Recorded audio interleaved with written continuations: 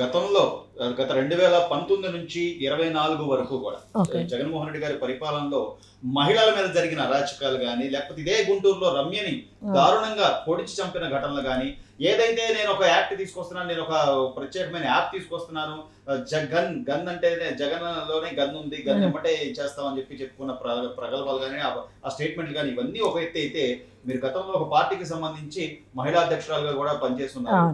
ఈ ఒక high court lawyer గా, విద్యావంతురాలుగా, రాజకీయానికి సంబంధించి అనుభవజ్ఞరాలుగా ఈసారి ఏం చేయబోతున్నారంటారు? అంటే మీరు అనుకున్నట్టుగా ఒకవేళ మీ పార్టీ అధికారంలోకి వస్తే మీ ఇదేంటి మీ పరిస్థితి ఏంటి? మీరు ఏం చేయాలి? ఒకటండి, థ్యాంక్ యూ సో మచ్. చిన్నప్పటి నుంచి నేను నాన్నగారితో పాటు జనంలో తిరుగుతూ జన మనిషిగా, ఒక ప్రజానాయకురాలుగా పేరు తెచ్చుకొని ఒక స్థాయికి ఎదిగే క్రమంలో అన్ని రంగాల్లోనూ అడుగుపెట్టొచ్చిన అనుభవం నాకుంది. ఈ అనుభవంలో నాకు ముఖ్యంగా కావాల్సింది మహిళల పైన అణచివేత, మహిళలు ఎట్లా అభివృద్ధి చెందాలి, మహిళలకి అన్ని రంగాల్లోనూ ఎట్లా ప్రాధాన్యత పెరగాలి, వాళ్ళ వాటా రావాలనే దాని మీదట నేను ఎప్పుడు చిన్నప్పటి నుంచి ఫైట్ చేస్తూ ఉండేదాన్ని.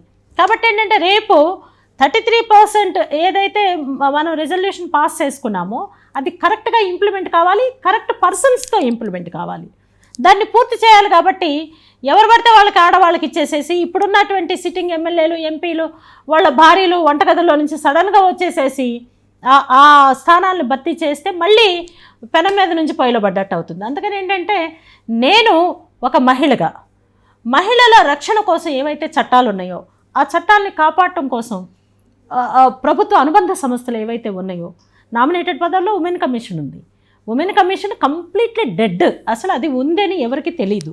ఎంతోమంది మహిళలు నేల కొరిగిపోయి సమిధల్లాగా మారిపోయిన 5 సంవత్సరాల్లో ఉమెన్ కమిషన్ పాత్రే లేదు, ఉమెన్ కమిషన్ బాధ్యతే లేదు.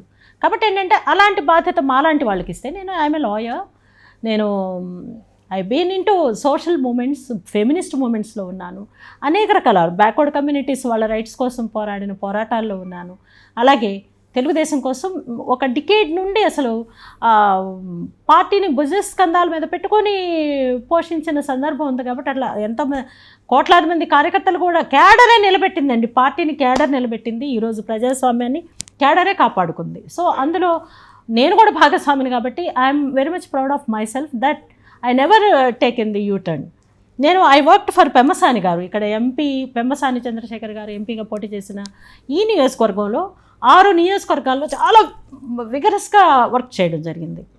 ఎవరైతే వైసీపీలో ఉండి ఇంకా భ్రమల్లో బ్రతికారో ఆ భ్రమల నుంచి ప్రజల్ని బయటికి తీసుకొచ్చి టీడీపీ వైపు టర్న్ చేసి సూపర్ 6 ఏదైతే ఉందో అది ఎక్కువ మహిళలకే ఉపయోగపడేది లాగా ఉంది. కాబట్టి దాన్ని జనంలోకి తీసుకెళ్లటంలో, మహిళల్లోకి తీసుకెళ్లటంలో కృతకృత్యాలు అయ్యాము.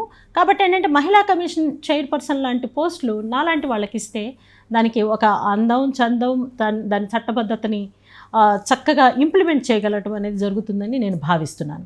కాబట్టి ఏంటంటే కేవలం పార్టీలో మేము సీనియర్లు, లేకపోతే మేము అధినేతలకు చాలా దగ్గరగా ఉంటామని చెప్పుకునే లాబియింగ్ లీడర్లు కాకుండా, వాళ్ళకి ఇచ్చిన శాఖలకి వాళ్ళు న్యాయం చేయగలిగే ఆ సత్తా, ఆ తెలివి, ఆ విఘ్నత, ఆ నాలెడ్జ్ ఉన్న వాళ్ళని తీసుకుంటే ఇంకా తిరుగులేకుండా తెలుగుదేశం ఇంకో 10 ఏళ్ళు బ్రహ్మాండంగా ముందుకెళ్ళిపోద్దని నేను అనుకుంటున్నాను.